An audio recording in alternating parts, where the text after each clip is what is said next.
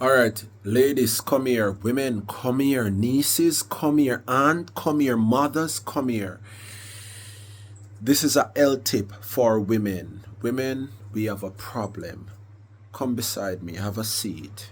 Now, women, especially in Jamaica, me know a woman over the world practice it too. The vaginal odor. Holding up your urine affects the vaginal odor. A lot of your vagina is not smelling properly. It smell aluminum like. It's simple. I said aluminum, ammonia, not aluminum, ammonia like.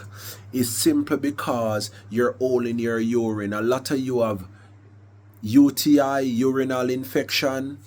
Yes, and bladder infection because your urine carry ammonia and it is very toxic. Waste was designed to remove out of your body, but don't worry, I have help over here. I just did a package that is called Sacred Space.